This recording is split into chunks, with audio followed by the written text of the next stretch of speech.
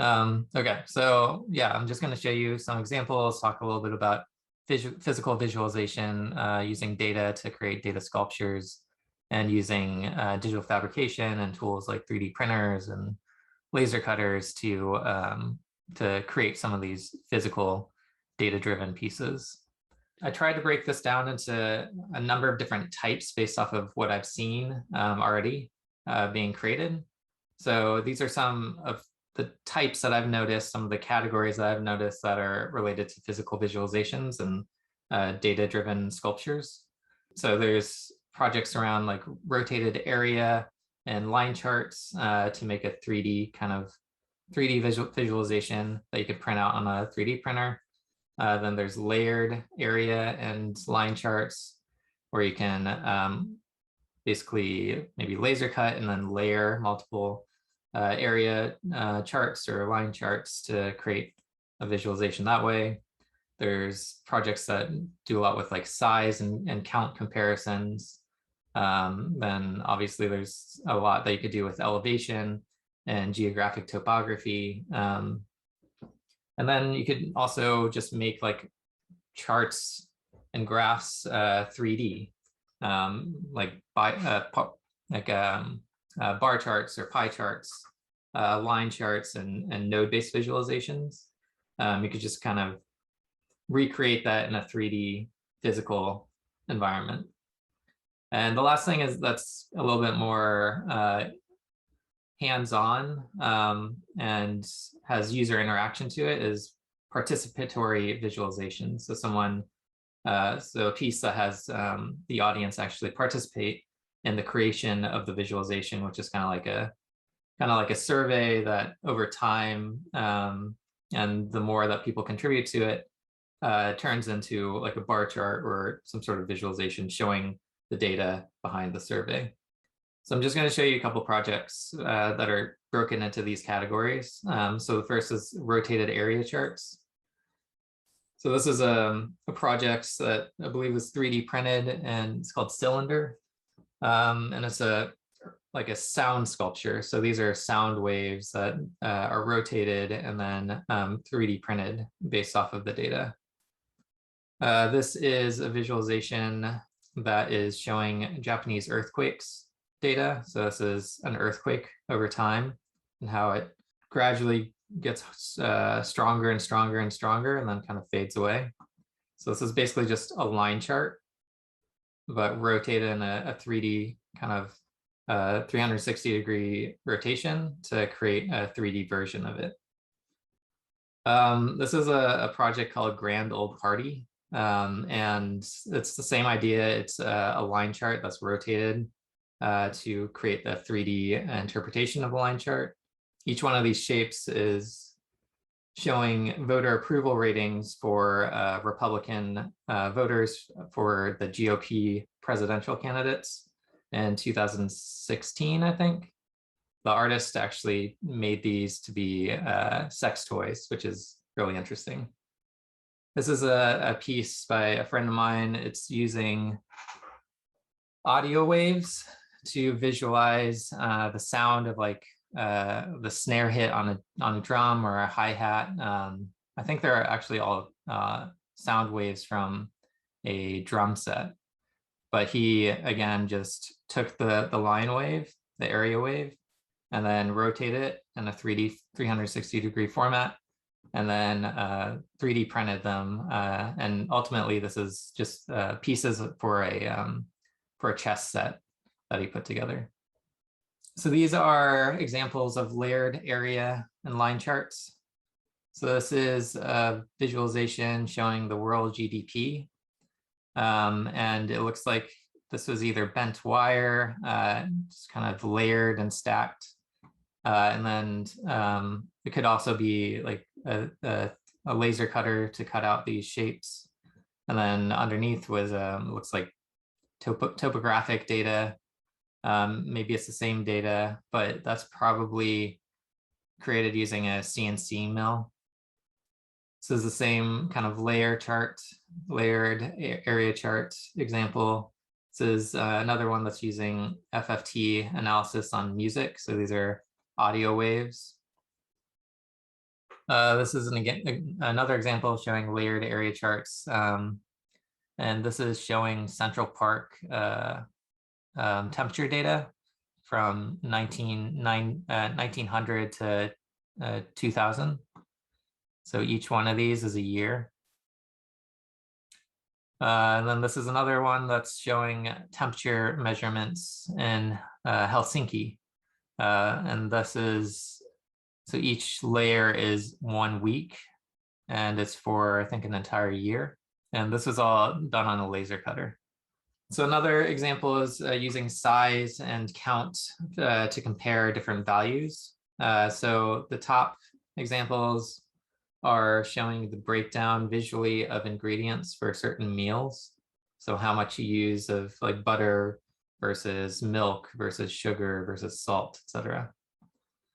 On the bottom, this is visualizing how much sugar is contained in these drinks and food items based off of using the actual amount of sugar in bags on the right, and then using sugar cubes, which is kind of like a little bit of a, could be a bar chart if you just stacked them all up. This artist uses rice to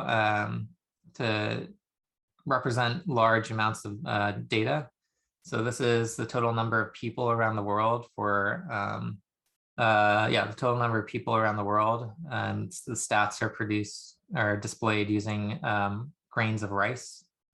So yeah, people born in the US today, each rice grain is represented by one individual. Here is another one that's in this category, and it's, I believe, showing the total number of deaths in World War II using these flowers as to represent each individual person. So this is showing the total number of people that can use this number of vehicles or this number of bicycles or use one bus. So it's just showing the amount of vehicles that this group needs to get around. So it could be 100 cars, 100 bicycles, or one bus. And then these are just some examples showing elevation data and geographic topography. So this one's called Mount Fear, and this is showing the elevation map of crime rates in East London for a certain year. So this is a map of East London, and the height of the topographic like mountain range for that area means there are more crimes committed in that particular area. And this is all cut out of cardboard, essentially. This is just a very simple map showing you the electoral college for each state. So the height of the state, it's represented by the electoral college for that state. And then these are just some 3D charts that I found that I thought were interesting. So this one is showing the destruction over time of coral reefs, I think in Australia. This keyboard is showing you the how the rate of the frequency of keys used on a keyboard. So the higher the basically bar chart is, the more frequent someone uses that key. This is basically just like a bar chart showing you, I think, economic data. And then these are node-based visualizations showing social media data and like network data and how things are connected. And then the last one is participatory visualizations. So this is a piece that was at MoMA in the 70s.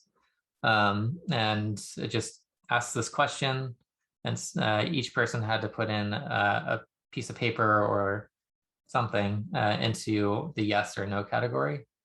So over time, it's basically going to look like a bar chart. So I guess this is the yes category is much taller than the no category. This is a very similar project created by Stefan Sagmeister. It's called Participatory Representation of Happiness. So the question is, are you happy? Or how happy are you? And then these are gumball machines. you basically choose a number based off of how happy you are, and then take a gumball. And I guess the lowest value means that's the happiest. So again, this is kind of like a bar chart, kind of more like an upside down bar chart. So it looks like a lot of people are very happy, and then some are less so. And most people lean towards the like 6 to 10 range. Okay, so here are just some tools and processes that you can use to create some of these physical visualizations. So I personally love the laser cutter and laser etching. So I use that a lot. I have one in my studio right next to me, but we have one on campus. We have actually two on campus. There's one in the makerspace, and then there's one in Clapper that we could use. And a laser cutter just basically allows you to use Illustrator to design a file, and then send it to the laser cutter, and all the outlines will get cut out of whatever material you want to cut.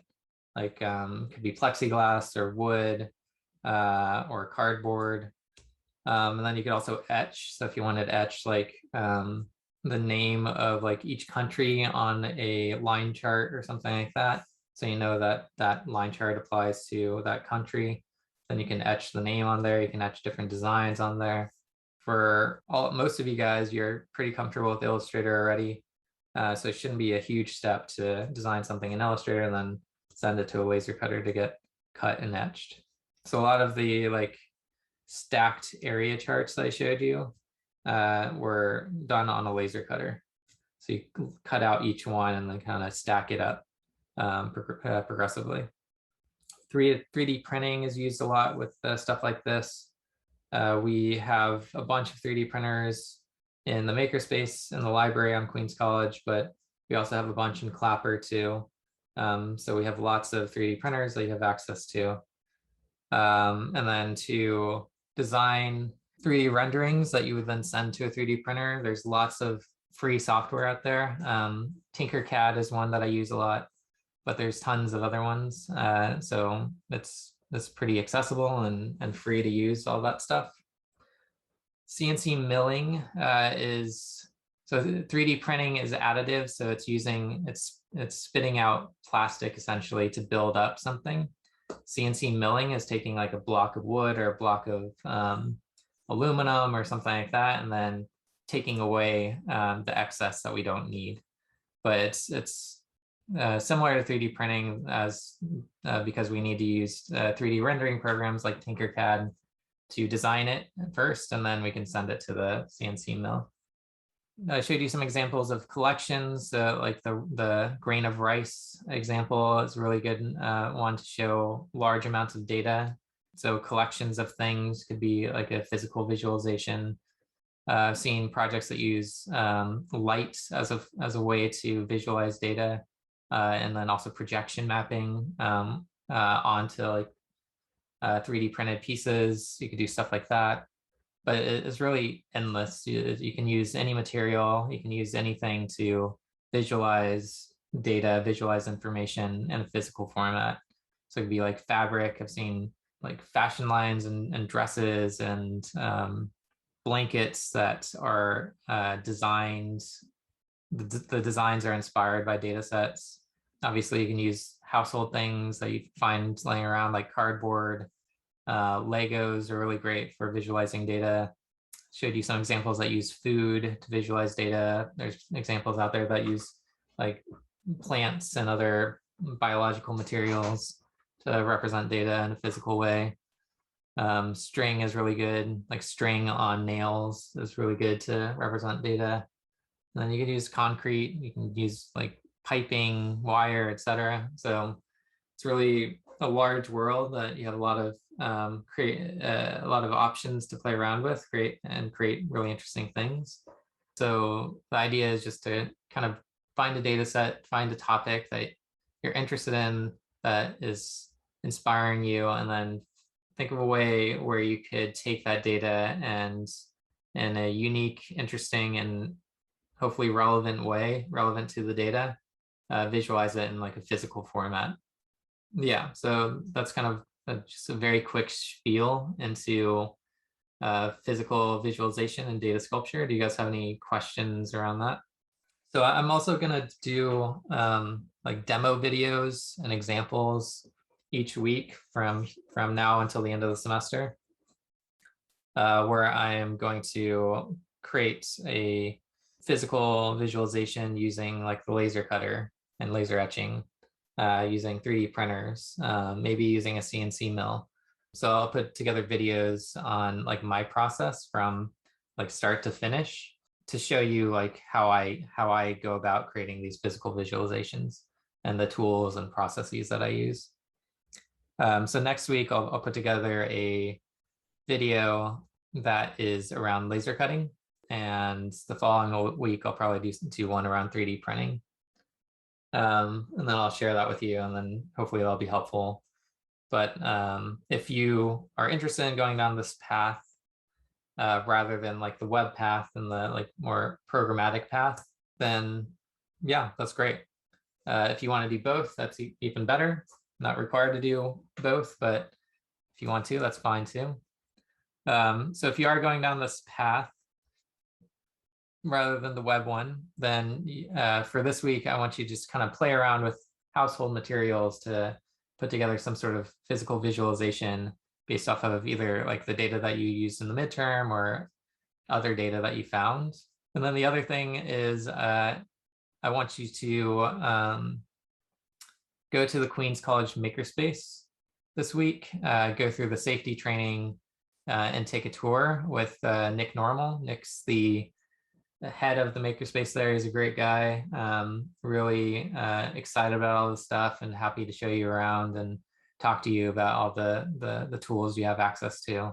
So to do that, you have to make an appointment to go in, and you have to be vaccinated and have a student ID to get onto campus. So it's a little bit more challenging right now, but it's not too bad. No, this is not mandatory.